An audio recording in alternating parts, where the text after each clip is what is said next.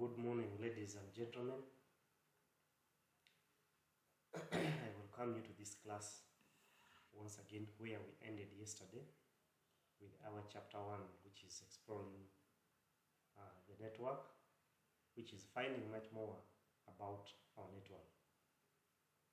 We ended with slide 11, and it's where we're going to continue from.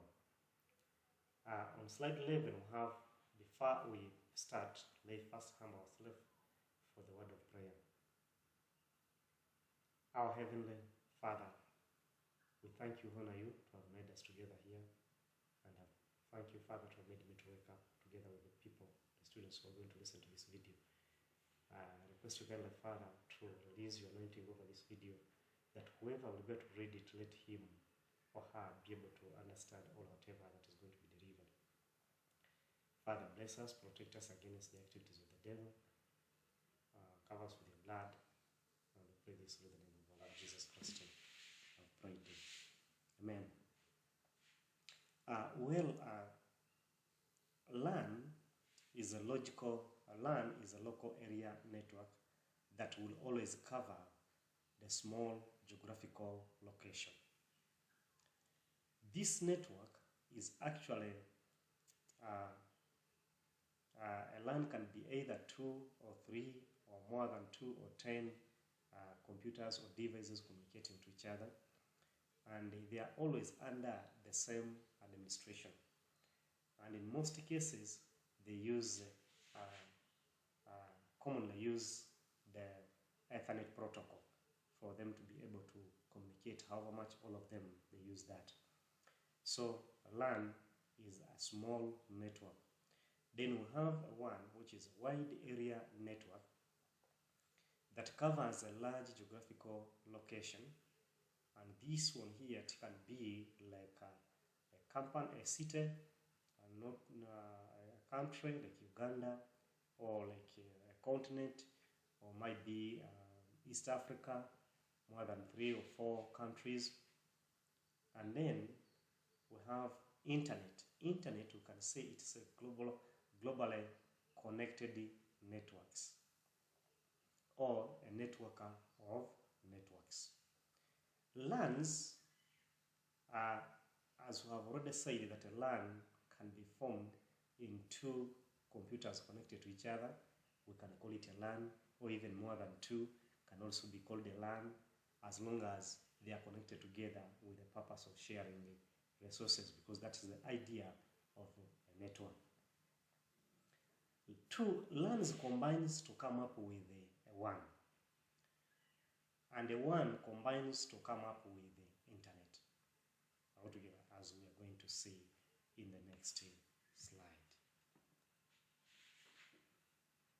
We have, when we are going to connect a LAN, a 1, or internet, or any other network that you know, we shall need a number of components. A network comprises of number of components. 1, it comprises of devices. A device is a network gadget that will assist in communication, or that will assist in communication and also interconnections of either any devices or network devices. Then we have a media. A media is a cable or anything that can be used to interconnect the devices so that they can be able to send messages from one place to another. Services. Services is a service or anything that a user may need to be rendered or may need to have. For example, I may need a web server. That is a service, and it will be given to me by might be one of the protocols that will be configured. When you look at these diagrams, you'll see that we have devices. We are showing devices. So these ones that are highlighted in orange, I'll call it orange. I don't know how do you call it, depending, but as long as whatever is highlighted, those ones are the ones that we are calling devices. Because in life, when we're going to connect a network, I should first think which devices are you going to use and list them down, because the network cannot work without two devices. 2. Medias. In this second diagram, you'll see that we have medias. These wires that you're seeing here connected to the gadgets here, or to the devices, you'll see that these are highlighted and are the ones that we are calling what? Medias. So they interconnect devices. Then we have the third diagram. This one here will be showing us the services. And these services, as I've said before, it will be a service that you want to achieve or to get. One of them can be, I need a web page. I may need to download something from the website. I may need maybe to send an email. All of these services work under protocols, of which there are different protocols, as we shall be seeing. What is a protocol? A protocol is a set of rules that governs the communication. I believe that one will be properly explained in chapter 3. Components of networks and devices. Some examples of end devices are, we have computers, what I call computers in bracket workstation, laptops, file servers, and web servers. All these are computers, which are end devices.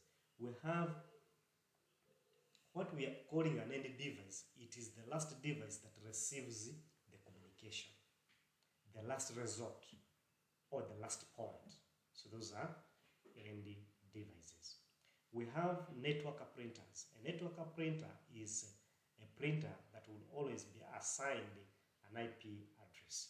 What is an IP address? An IP address is Internet Protocol, which enables a particular device or a computer or any device that is assigned an IP address to participate or to be able to work on the internet, or to do anything on the internet. That is a network printer. This network printer example can be our printer in the virtual office on the table. Those who have ever entered into our office in the virtual there, you will see that printer that is attached on my computer that I use is a network printer. With this printer, it does not send a request, but it is assigned an IP address, which enables it to be able to participate on the internet.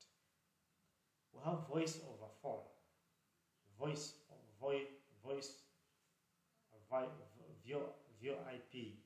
phones.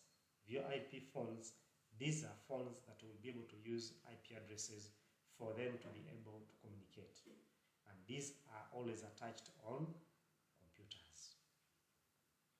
They are always found in banks, in big supermarkets, and some other big offices. In Bugame, we'll have it in the server room, we have it in the registrar's office, and also in the business office, probably even in the VC's office, for those who have ever been there.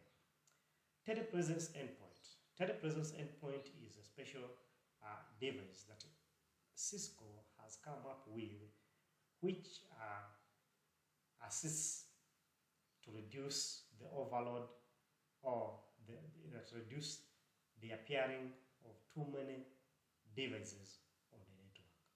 In other words, this telepresence endpoint is a device that can connect a number of PCs or any devices, and then on the server it appears there as if it is one. There may be 100 of them, but you find that on the network they are appearing as if it is one single device communicating. Are we together? I can use an example of a switch, assuming you have connected on each port a switch, a device which is a computer, and then when they are appearing on the computer, on the server, they are supposed, all of them, if they are 20, they are supposed to appear all of them. But because of this technology of presence endpoint, instead of the 20 devices to appear, it will appear there one device. In other words, it does not show the rest of the devices. The best example probably that I can give, it can be like we have MPs in the world, whereby an MP represents us in the parliament. In the parliament, when one person stands and is coming from Ruwero, it means when people look at that person, they are saying Ruwero district. One person would represent the entire populations of Ruwero district. I think that. So in the parliament, they see one person, but all the people of Ruwero are represented. So that is a work of the representation endpoint. It also represents, instead of showing all 100 computers connected to it, it makes them to be as if it is one. So that is a new technology that Cisco has come up with to reduce the overload of too many devices on the network. Security cameras. I believe all of you know these security cameras. A security camera is one of the devices that will always record or take pictures depending on the daily basis. What we have CCTV cameras that are already installed in our campus here, VC's office, DVC's office, business office, registrar's office, and any other place. When you move going to Kampala, from Busukuma up to Kampala, you can see those CCTV cameras. And their work is to implement security for all those that are really doing wrong within the country or within the company. Mobile handheld devices such as smartphone, tablets, PDAs, and wireless debits, credit cards, readers, and barcode scanners. The mobile handheld devices, these are devices that we shall be able to use to move around, or that we can use for us. They are also called the end devices. These ones, and I hope you know all these devices. Network infrastructure device. Example of intermediately network devices are the network accesses devices, in bracket switches and wireless access point. What is a switch? A switch is a type of a network device which interconnects end devices. And this switch is so intelligent than a hub. A hub is also one of the network devices that will interconnect end devices, but with it, it's not intelligent. Wireless access point. A wireless access point will always assist us or the networkers to interconnect devices wirelessly. When we say wirelessly, it means that there is no any physical cable that is physically connecting the end devices with an access point. The access point, instead, it broadcasts the SSID to within the range or in its coverage range, and whoever is there will be able to connect. A network is divided into equal three parts. We have the access layer, we have distribution layer, and then we have a core layer. Access layer will always involves layer 2 and layer 1 switches together with the end devices. Distribution layer will always have multi-layer switches together with the routers. A multi-layer switch is a layer 3 switch, which can as well work as a router if after configuration. Then we have what I call the core layer. A core layer will be a device, will be a combination of, this is a complex network or complex topology, which you can call a cluster servers, or might be a farm routers, coming up together with the combinations of routers and switches, but very many of them put together. Then we have security devices, which are the firewalls that will always filter packets depending on subscribed rules. For example, if I come through the gate and I tell the gatekeeper to filter whoever is coming in, whoever doesn't have the ID of Bugema University, let him not be able to enter into Bugema. Obviously, the Askari will do that, and that is a firewall that you have put at the gate to filter whoever is passing there. Network media. A network media is these are medias that are used to interconnect devices. We have different medias. As I told you at first that this chapter, it explores. That's why we cut across of each and every part. This network media will be properly explained. It has its full chapter, that is chapter 4. We have copper. A copper, when we talk of a copper cables, we mean twisted pair cable and coaxial cable. A twisted pair cable is divided into two equal parts. We have a UTP and shielded twisted pair cable and STP shielded twisted pair cable. UTP works under where there is a low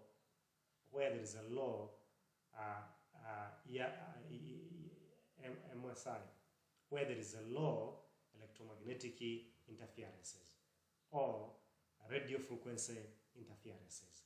That's where the UTP will be able to work properly or effectively. STP will work in areas where there is a high RFC, radio frequency interferences or electromagnetic interferences. If they are high, then STP will be the best choice to use in that area. A coaxial cable will be connected. It can previously it used to connect us to the internet.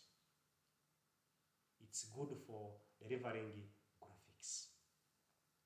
Fiber optics. Fiber optics is one of the best media across the globe, which is actually replacing satellite.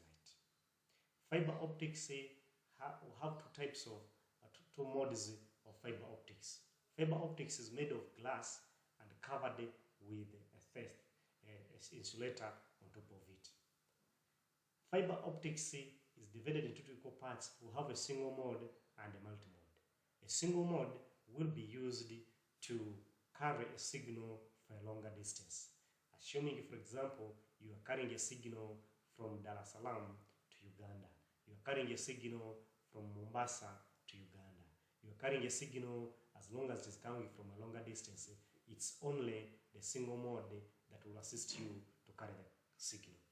Because this signal in a single mode, it enters at a 90 degrees, meaning that we know that sine 90 is equal to sine inverse of 1 or is equal to 1. Therefore, that signal goes when it is perfect and is not affected by any interferences inside the media. Then we have a multi-mode fiber optics. Multi-mode will always carry a signal at a short distance. If you are carrying a signal from here to the administration, it can connect buildings to buildings together. So that one can be able to carry that. For it, it enters at an angle of 45 degrees because the surface area of a multi-mode is a bit big compared to that one of a single mode. Therefore, that's how we have different connectors of fiber optics. As I've said before, that all these will be properly explained and looking at their comparisons in chapter 4. That's where we shall look at its details. Wireless is one of the medias that are used. When we talk of a wireless, we mean having a connecting devices without a physical cable. For example, using an access point. And I believe most of you know how this one works. And it always uses a language which we call radio frequency or microwave. Network representation. We have end devices, and they are being shown to us that we have all these ones here: desktop computers, iPhones, laptops, wireless tablets, telepresence, endpoint, and printers. All these are end devices. We have said an end device is a device that receives the last communication, or the receiver, or the destination. Are we together? Then we have intermediate devices. Intermediate devices, these are network devices that will assist us either to interconnect any devices or to connect us into the network, or either to connect different networks. For example, we have a wireless router. This wireless router, it can support wireless, at the same time it can support wired. This one here, when we shall be doing our practicals, we shall practically look at a Linksys router, and we shall do the configuration personally in class using our simulator, the packet tracer. Switch. A switch, we have a layer 1 switch and a layer 2 switch. These switches connect end devices. All end devices can be connected. This switch, we shall also do the configuration on them when we come the time of doing configurations in our simulator, the packet tracer.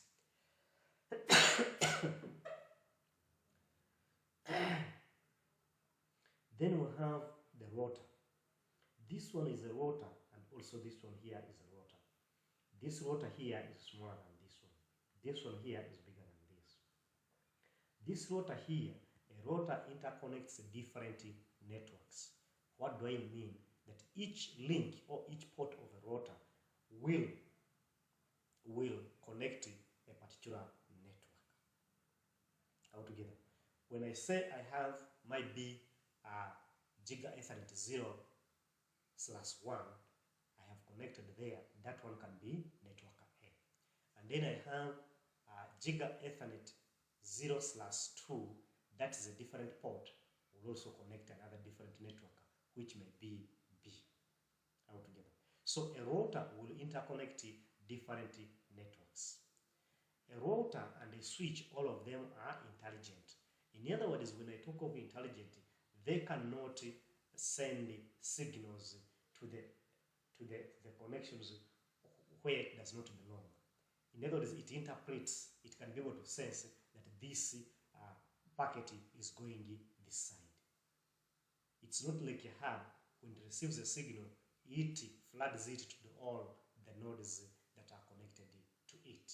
This one, and these ones will always send that packet to the specific device or to the specific network, if it is a router. Then we have another one which we are calling a multi-layer switch. A multi-layer switch by default is a switch like this one here. The only difference is that this switch here, for which it can be configured to work as a router. Are we together? This multi-layer switch, it can be stopped. To stop switching and then start routing. So that's why we call it a multi-layer switch. It can work as a router, at the same time it can work as a switch. Are we together? By default is a switch. Then we have a firewall. A firewall, this is the filters. A firewall can be a software or a hardware, which will assist us to filter packets or filter signals depending on subscribed rules within the device. Then we have network medias. We have already seen all these medias, and now the only one that we have not seen, probably I can talk about, is a wide area network. This is a one, and this one here is a serial connection.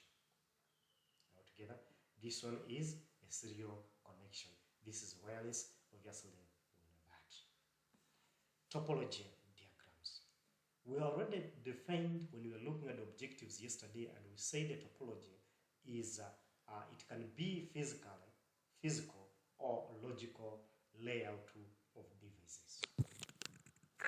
Physical, it means exactly where the devices will be placed. Are we together? In simple terms. Logical, it will mean the way or the methods or techniques that the central device is using to send a signal to the end devices, or how the signal moves from the central device to the rest of the devices.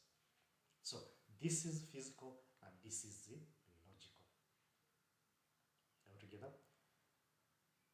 And we name topologies depending on logical, but not on physical. Don't just look at the arrangement of computers in a lab or in any office and then you suggest that this is either a bus topology or a star topology or might be a mesh topology. The truth is you'll be wrong because we don't name types of topologies depending on physical, but we name them depending on logical topologies. Are we together? Types of networks. Yesterday we talked about the classifications of networks. I believe you know them, where we talked about the client-server networks that has a centralized device that monitors or works as an administrator to the rest. And then we talked about the peer-to-peer network, which we know that this one here will always work. One can work as a server and another one can work as a client, depending on where the request is coming from and where the response is coming from. Each one of these two devices is directly connected to each other because that's the best example of a peer-to-peer. It will depend on where the request is coming from and where the response is coming from. Are we together? For example, if I'm in my home with my wife, I can decide and say, my wife, I need food. That means me, I'm becoming a client because I'm requesting food from my wife. When my wife also responds to me, then she becomes a server. Time is coming when my wife will also say that my husband, I need cosmetics or maybe a cloth or any other thing. She is the one that is requesting. That means at that particular time, she's becoming a client. Yet at first, she was a server. And also, I'm the one to respond to her by giving her what she has requested.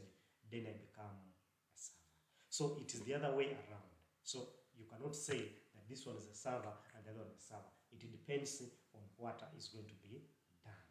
Those are the two classifications of networks. And then we have the types of networks, which is the slide that we are on right now. The two most common types of networking infrastructures are local area network. Why are we saying that these are the most common ones? When you look at the trend of types of networks, the truth is there are many. If I'm to list them down, I'm going to mention them, and I believe you guys will be listening and listen to them. I'm going to mention them in order depending on their capacity. One, the type of a network device of a network of networks is we have a PAN, which is PAN, Personal Area Network. The personal area network is, each one of you guys, I believe you have ever used this. This is where someone or one person can put on his or her Bluetooth, and I also put on mine, and then we share files among us. We're together. That is a PAN, and it is the smallest network. It's in between the two devices and should be near each other, not in a distant object, one room to another room. So the second could be the SAN. SAN will be the storage area network, which is always working on a server storage. Then we have the LAN. LAN, which is the local area network that covers a small geographical location. Then from the LAN, we go to another one, which we call the CAN, which is the campus area network.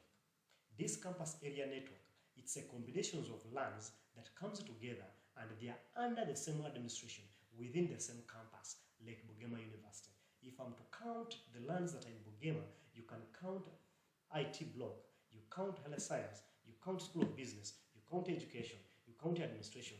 Those are LANs, but all of them are under the same administration. Therefore, we can call them the campus area network because they are for one single company, but they are different LANs. From there, we can come from the CAN, we can come to a MAN, which we call multipotent area network. This multipotent area network, it's a relatively large network that can cover a city like Kampala, Nairobi, Dar es Salaam, even other cities across the globe. So these ones here, if you have any company that its network ends within a city, then this means that that company is only working within the city, and when you go outside the city, you cannot access it anymore. Here in Uganda, the example was Smile, but I believe that Smile has also moved far away in other places. But the other time it was still only when you move out from Kampala, you cannot access it anymore. So that is what I call a multipotent area network. From that MAN, then we go to what I call a wide area network. I believe you guys, you can see the trend now. Now, a wide area network, it covers a large geographical location, which can be a country, the entire country, and then it can cover East Africa, more than 3 countries. It can cover even a continent altogether. Then, the largest network that we have across the globe is internet, which we say that it is globally connected networks, or a network of networks. In other words, PAN is smaller than storage. Storage is smaller than a LAN. LAN is smaller than a CAN.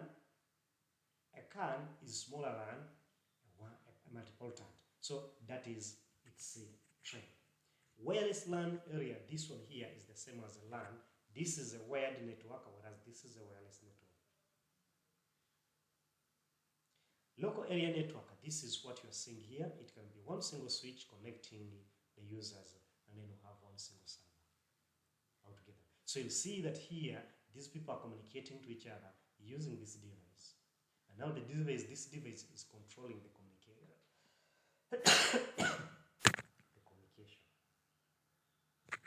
Then wide area network, you can see that here we have a LAN and here we have a LAN. That's why they tell you that we have the 2 best networks, because all PAN, CAN, SAN, and multipotent, all of them can be called LANs. All together can be called LANs. And when they are called LANs, this will mean that all those ones now, then the common network will be only the local area network. Because of its characteristics, it makes a PAN, a CAN, a SAN, and a multipotent to be a LAN, because you are saying that a LAN will cover a small geographical location. And indeed, when you look at all these types of networks, they will be covering a small geographical location, with the exceptions of one. So that's why we are saying that a combination of LANs will make up a WAN. And how do you know that you are connecting a WAN? That's when you have 2 routers connecting to each other and you have used a serial connection. This cable, we call it a serial connection. It has a male and a female. In practicals, I believe I shall show you this cable, because we have it here, as we shall be doing looking at the packet tracer, not packet tracer, but physical arrangements. So this is a WAN.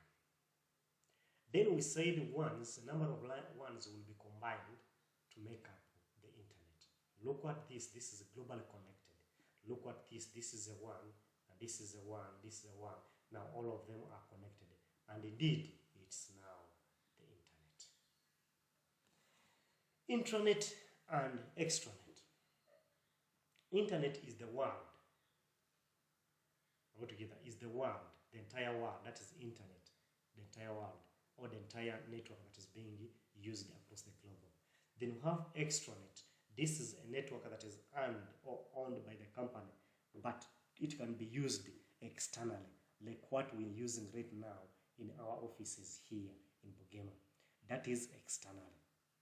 Altogether, it can be for customers, suppliers, contributors, competitors, can be for any person that visits the company. But then we have another network that we call intranet. Intranet is only particularly for a single company. This is for security purposes. That intranet is only owned by the company, no any other person that can access it. For example, look at the business office in Bugema University and go behind it, you'll find that we have an extranet which is behind it, and you'll see a small antenna there, and you'll see that that is our intranet. Business office does not use the same network that we are on or that we're using.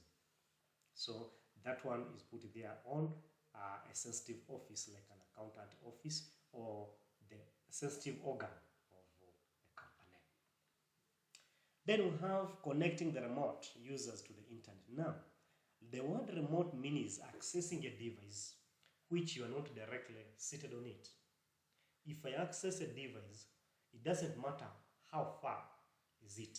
It can be in Nairobi, it can be in Kenya, it can be in Kampala, it can be in London, it can be in Australia, it can be in Busika, it can even be in the next room, it can even be there in the same room, but as long as you are not directly seated on it and you can access it.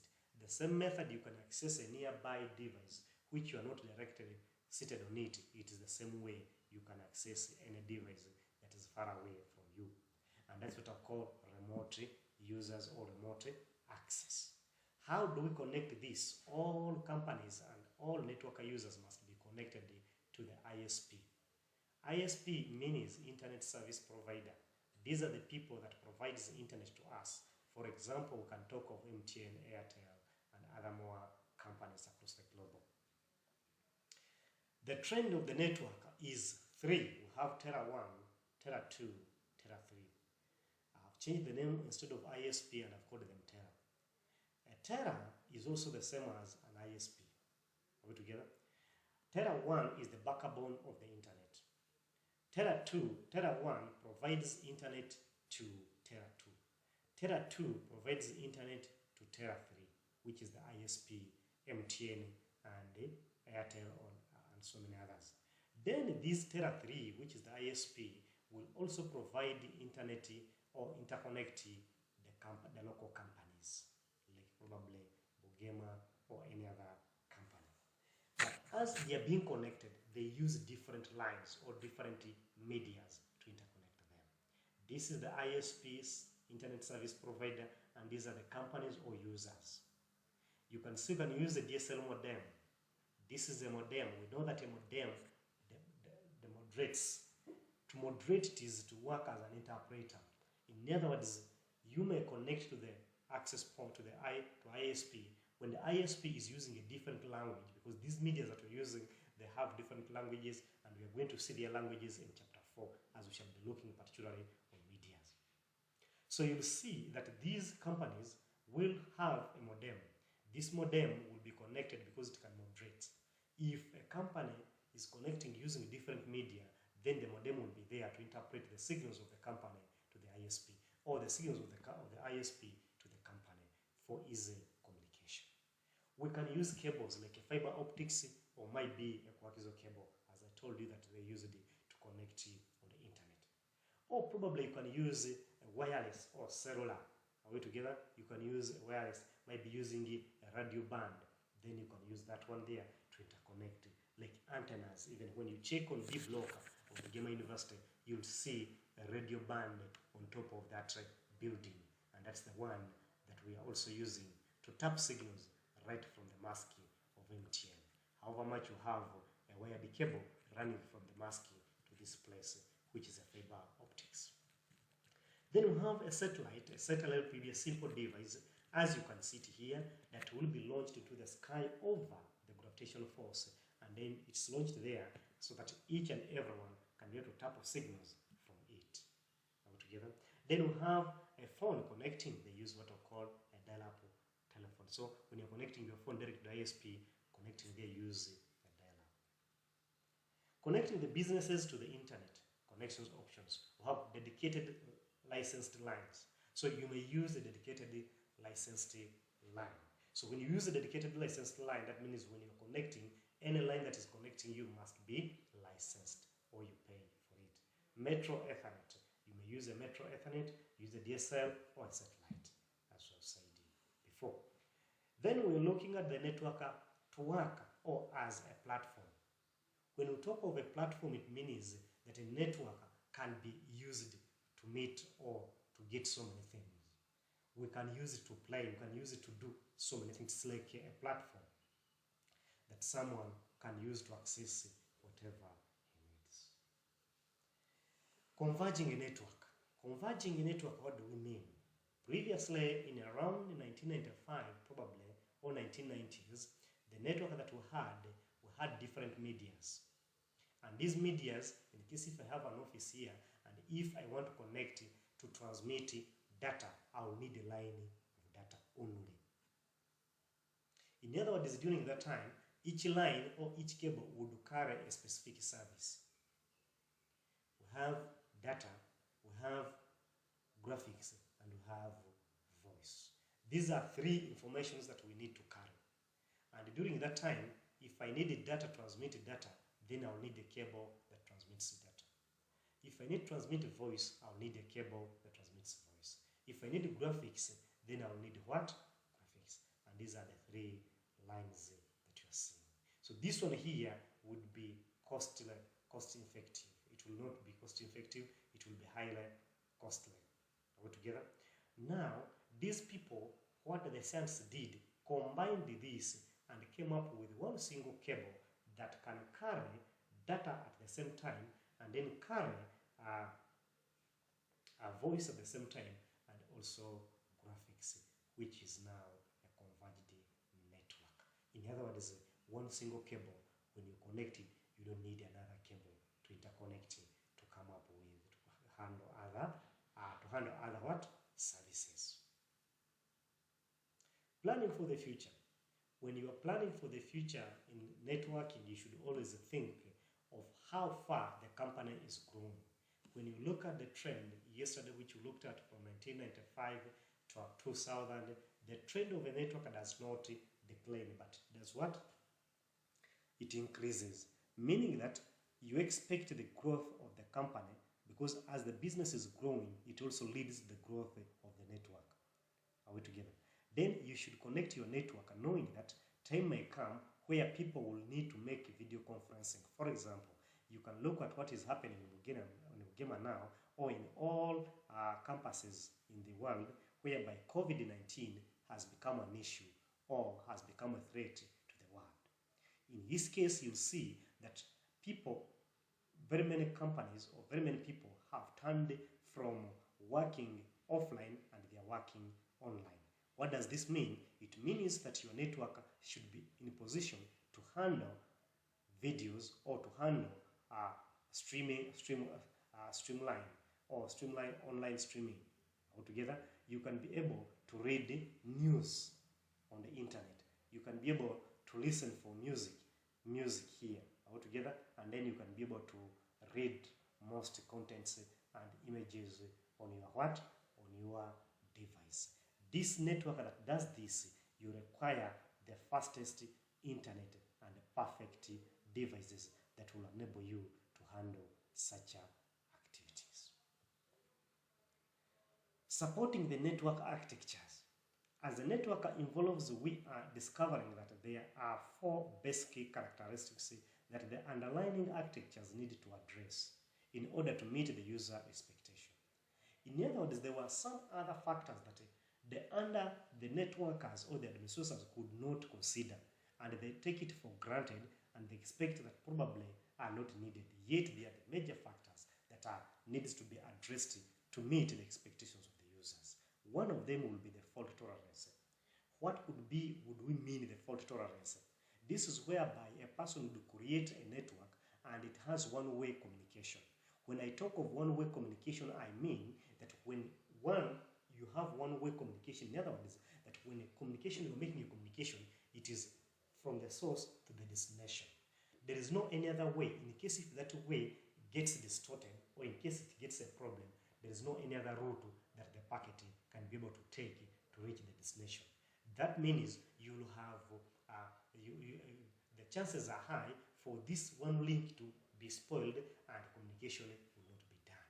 And that's why right now they are telling us that we need to consider the fault tolerance. Fault tolerance is to create redundant links or redundant routes that can enable communication easily at any single time T. For example, by connecting a mesh topology in a complex network, so that when mesh topology will always be connected by 5 routers or 5 devices connecting each other. In this case, you'll find that there are 3 nodes that are running away from each particular device going out, meaning that in case if there is a device, a packet that is sent from that device, and yet it has 3 routes that can enable it to reach where it is going, then it is impossible all the 3 routes to be spoiled. That means if one gets spoiled, then the 2 remain working, and then this packet can use the remaining 2 routes to reach where it's going. So that network will be a reliable network because you don't expect of any failure within the network, and that is fault tolerance. That's where we have duplication in a web server. We have so many of them. Even though you log in 1,000 people and pick the web pages, the server shall never complain that I'm running out of web pages. Why? Because there are so many of them. There are duplication there. Secondly, we always forget to look at scalability. Scalability in networking, it means expandability. When you expand, when your network is growing, you should always leave the room of expansion. This one here will always assist you to limit or to reduce the cost of your company. Because in life, there is no company that has enough money to support. If your network does not allow scalability, it means if you are going to expand your network, you will always be removing the original network, and then you lay another one, which will be cost effective to the company. I think that because every time you will be laying down a new network whenever there are some modification. But it is very good for you to lay down the network and then you put scalability. The scalability should be for physical and logical. In other words, if I'm using a router, a switch that is connecting my B48 PCs, then I'm using 20. That means I'll be having other more 28 ports remaining to add on my network. Are we together? And at the same time, if physical can be supported, then also logical should also be able to be supported. For example, if I use the classes of networks, we have 5 classes of networks. We have class A, class B, class C, class D, and class A, B, C, D, and E all together. Out of 5 classes, there are 3 valid classes, which is A, B, and C. The smallest class in these 3 valid classes, it is a C, which only requires a maximum of 254 computers only. Are we together? This means that is logical network now. I already supported the physical, then I also need to have the logical network also to be supported so that they can meet together in case if there are more computers. But it's possible to leave the physical connection of scalability, and then the logical cannot be able to support the physical. I think that means you will have wasted your time. Quality of services. In any network, more especially the complex network, like what I can see in Bugema University, that the network is becoming a bit bigger and bigger, depending on the schools that are being formed time and again, which needs some communications, which needs some interconnections of devices. Are we together? Then here we shall require a team. Quality of services is a team that will always keep around, maintaining and trying to look at any fault within the network itself, physically and logically, to maintain them so that the network should continue working perfectly from 24/7 without being affected by any challenge. Security. We need to look at security by protecting physical devices and also logical security. In other words, example I can give, if you have ever entered in the Dean's office of IT department, you'll see that we have switches that are interconnecting all the labs together with the offices here. You'll see that they are put in a rack and covered, and sometimes others will be having a padlock on it, so that in case if anyone wants to come with a razor blade or a knife to cut a cable, he will not. Our cables, all of them, are protected in a trunk, so it's very hard someone to come and then be able to cut our cables, or probably interconnect any devices without our awareness, because he doesn't have the authority to open our RAM. Then logically, we need also to configure the so-called the firewalls. We put firewalls that of security emphasis that will be able to protect people to access our devices. Fault tolerance in a circuit switched network. Here they are saying many paths are possible, but only one path is selected per core. This is what I've just told you, that when we are trying to do fault tolerance, you have to make a number of what? Of routes. And then when you look at this, each router or each switch or each device will be having three links. There's this and there's this and there's this one here. In case if this one and this one gets a problem, it will use this, and obviously that will be directed. Once a call is established, all the communication takes place on this path or a circuit. A circuit is dedicated to this call for the durations of the call. So every communication has a duration. Remember, when you look at the TCP or SI, we have a number of layers under which this communication have to take place.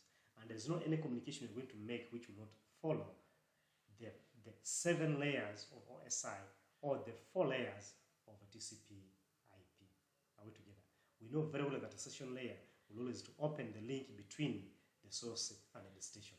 Whereas in TCP IP, you will use the applications or the transport layer to create the session until you communicate.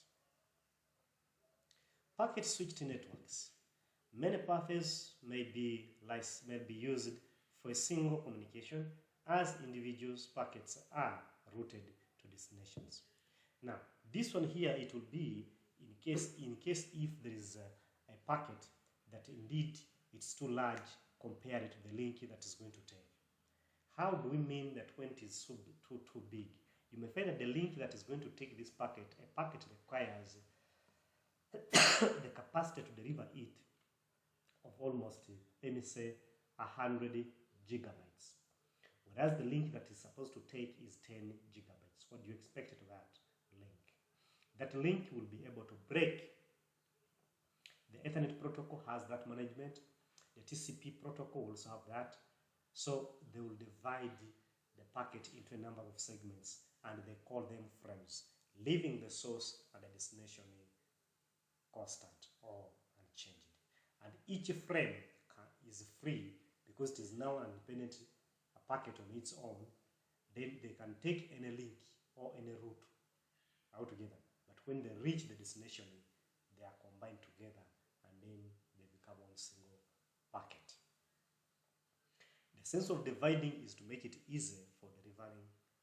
For example, if I have 1,000 kilograms here or 100 kilograms here and I want to carry them to the administration, I can divide them into a number of 5 times 20 kgs, and then I can take any route of my choice, or we can carry them, but all of us, we shall find ourselves at the administration, because the routes that takes to the administration, they are indeed many. But when they reach there, we put them together and it becomes one packet as it was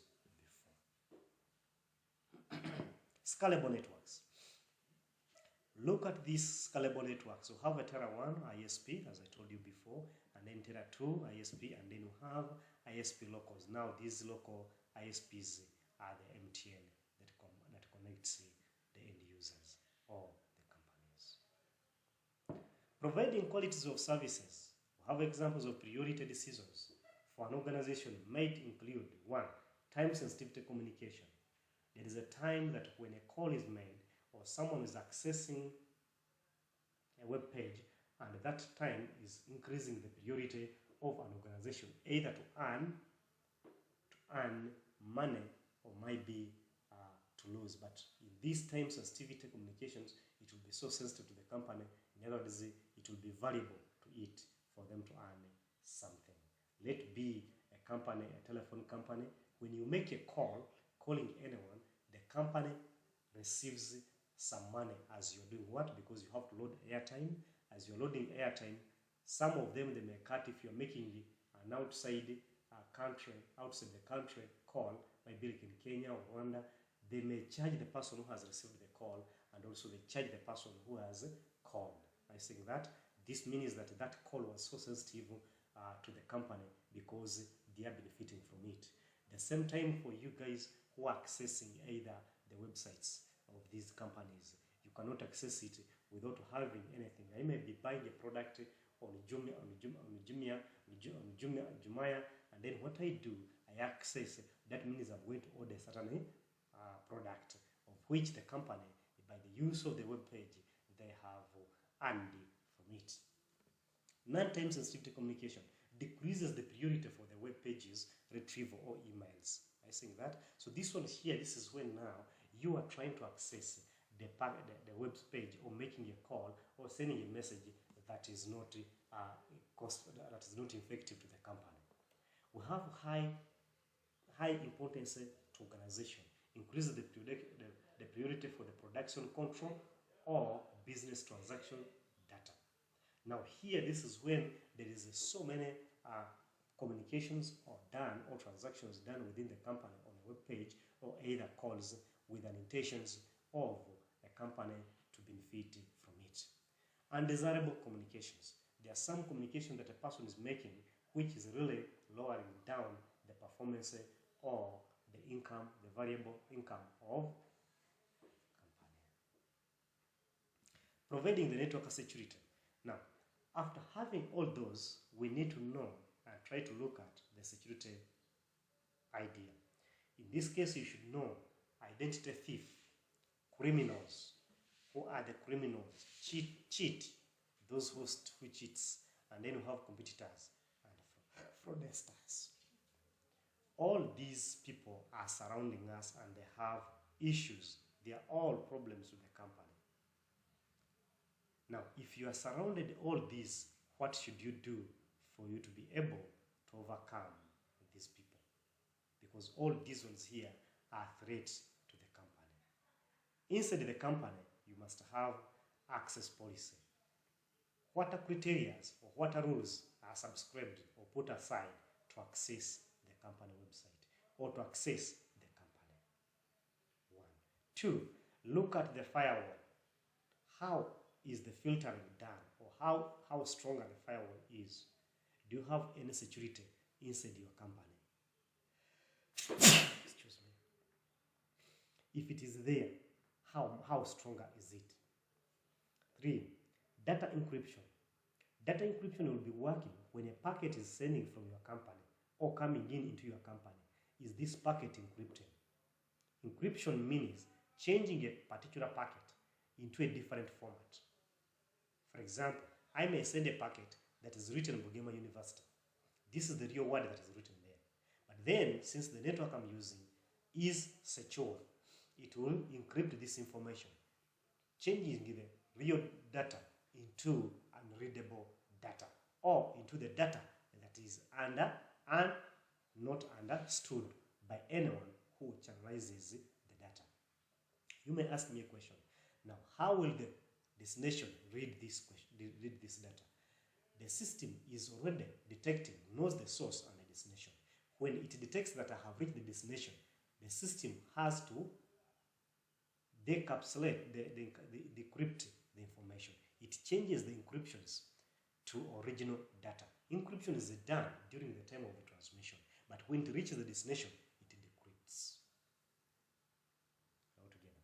So this is how your company should have. Then inside the company itself, as who are working, how are your workers? Because there is no any thief or any competitor or any criminal that is going to enter or to access into your company without the awareness of the people that you're using within your company. Those are the employees. Look, how do you learn in the company? How do you get the new ideas? When you get it, do you put it into practice? When you get it, do you really rely on it, or you abandon it and leave it? How do you live? Are you enemies within the company? Do we have departments there that does not agree with others, which are not in good terms with others?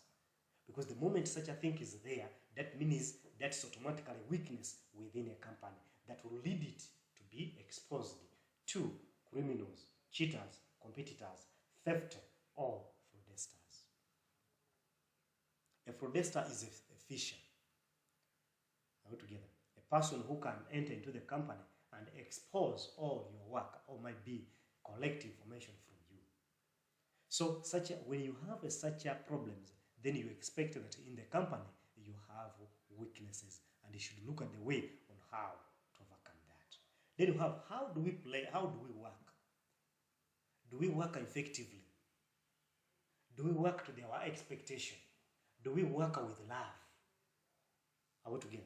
So you have to look at all that, you as a network administrator, so that it can assist you to know whether the company will be able to proceed or not. Then look at the way, how do you play? How are you playing? Is there any playing? Do you have always a party that always join you and make you happy, interact with others, so that it can reduce the risks of being attacked by fraudsters or might be criminals or any other intruders within the company? So when all those things, you look at them and put them into practice, the truth is the company shall never be affected. Why? Because the security is right from the heart of the company. The changing the network environment. When we look at changing the network environment, this is changing the way we work to the new environment that we may need. One, new trends. There are some new trends that have come up. A trend is an order or a procedures, the orders that we are doing. Bring your own device, that is beyond. Bring your own device. In other words, you can use your laptop, your phone into the company. Why? Because your device is less required by the fraudsters or required by the criminals than the company's device. Are we together? So you can use your company to protect the activities or the network of your company.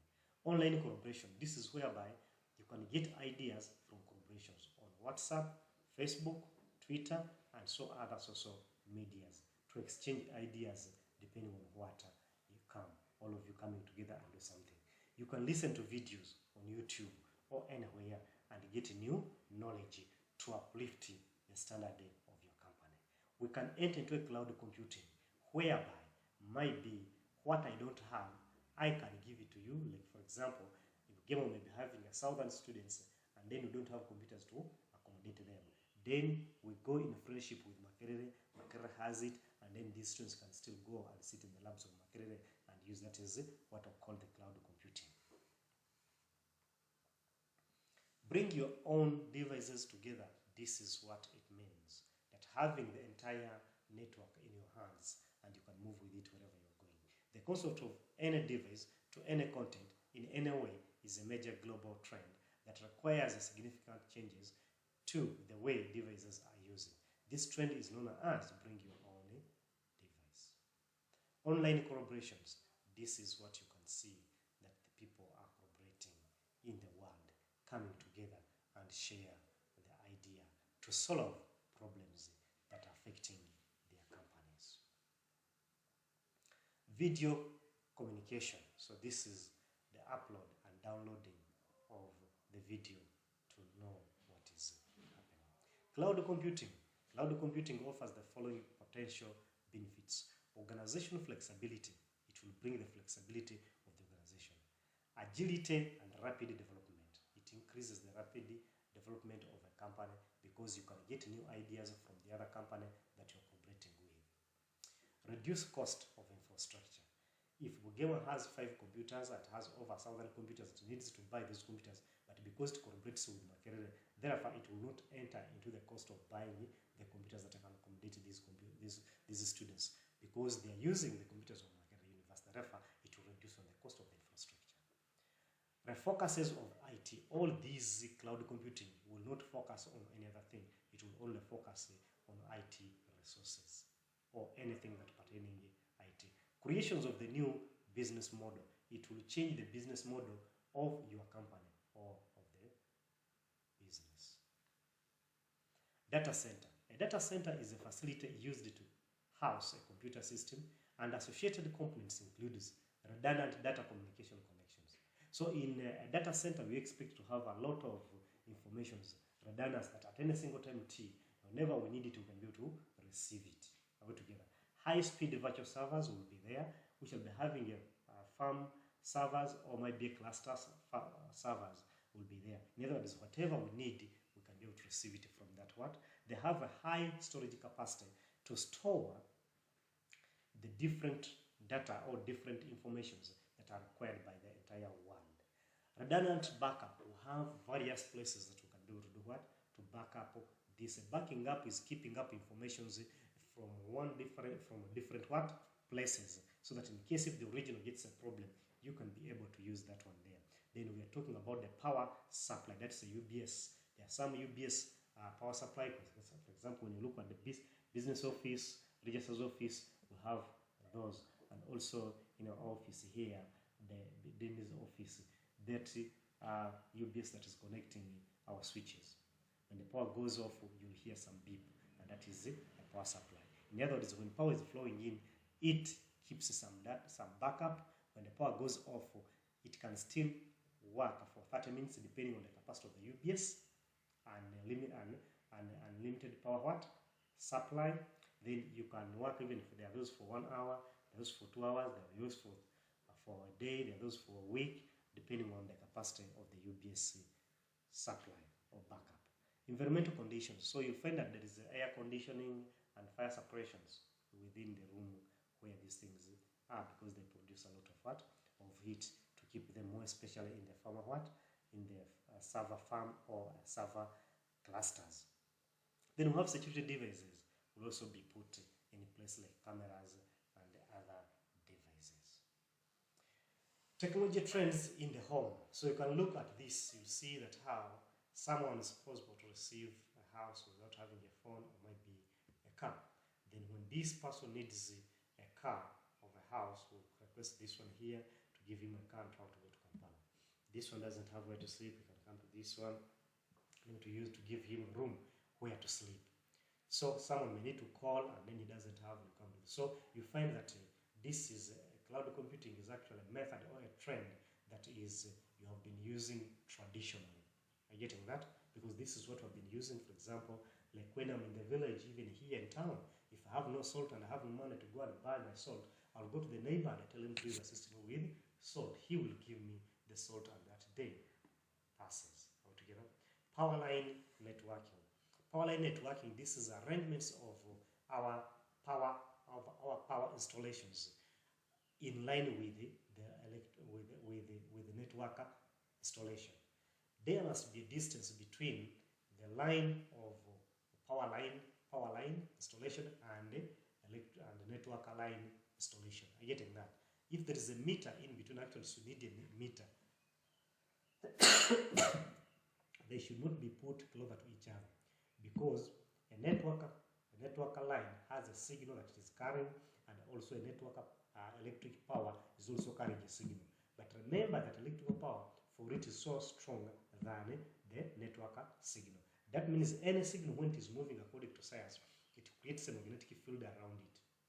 So when it creates it, it means when they are growing and they are near each other, as this one creates a magnetic field around it, and it will create what I call a tension force in between these two. Then the one that has a high signal magnetic field will destroy the other one. So you'll find out that that one there will lower down the performance of our network, because the signal of the network is very lower than the signal of electricity altogether. So that's why you need at least a meter in between the two, and that's what we're calling the power line networking. So when we're lining up, we need to look at where the electric power is going to pass, and also the internet where it is going to pass.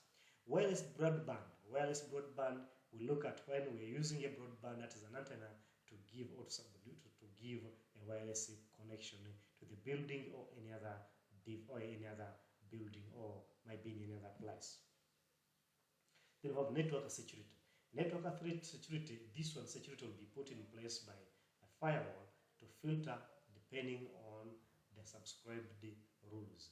Threats are anything that can be able to destroy or affect our network. Security threats. The most common external threats to networks includes viruses. A virus is a malicious software that will always duplicate itself when it attacks a computer or a device. A worm is one of the dangerous viruses that always, when one device is affected, it will always be able to duplicate itself to the rest of the devices that are connected to it on the same network. Then we have a Trojan horse. A Trojan horse, it seems to be a very good software being downloaded on the internet, yet it's a very dangerous software that will always affect our network. Spray and adware. Some of these spray and adwares are intended to collect information from your what? Because an adware will always, this software installed in your computer, and whatever details that you are entering, it will take the fingerprints that you are entering on the keyboard and then sends them to the targeted person. Zero-day attack, also called zero-hour attack. This is when a person enters the password on your computer or on a device, and then before the device realizes that someone is entering the passwords or detects whether the password is correct or not, the system has already opened. That's why we call it a zero attacker or zero-hour attack. The hacker's attacks. This is a hacker that will always enter into the system without your awareness and then be able to expose all whatever you have.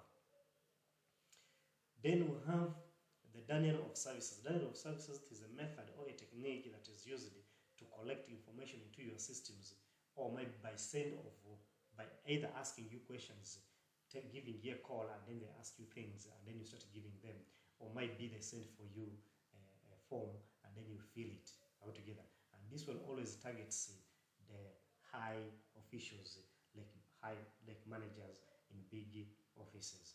We have data interceptions and theft. So we have data and then data theft. Security solutions. The network security components often includes antivirus and anti-spray. Now, the antivirus will always be a software firewall that will always filter or destroy the viruses when they are formed.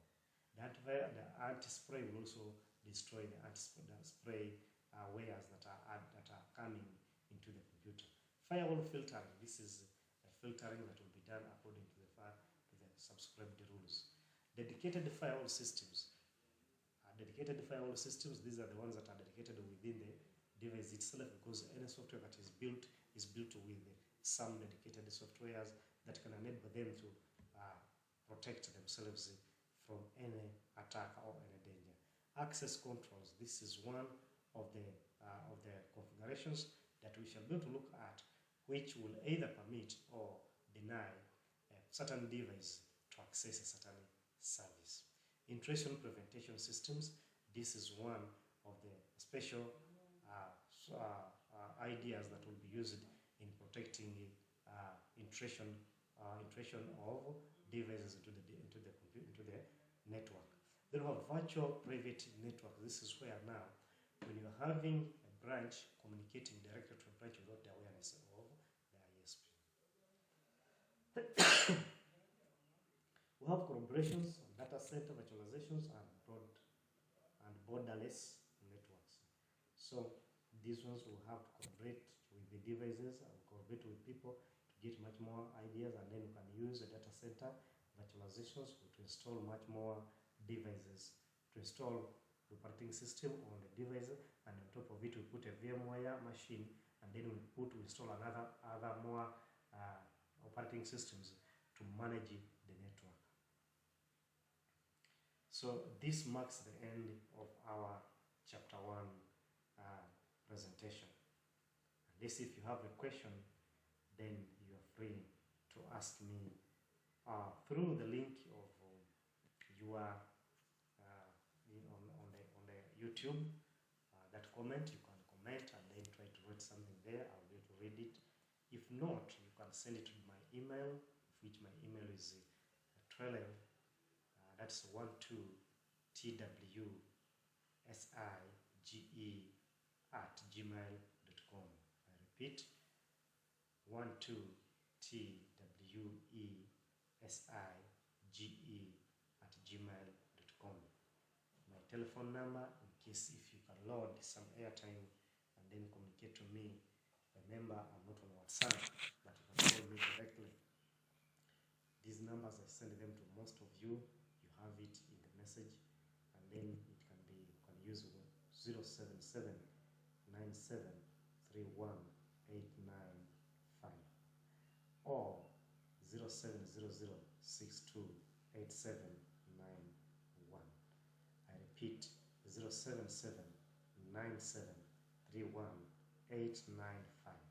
or 0700628791. So for today, guys, I thank you for your listening. Let's meet next day when we finish up and complete this. May the good Lord keep you until we meet again in another session.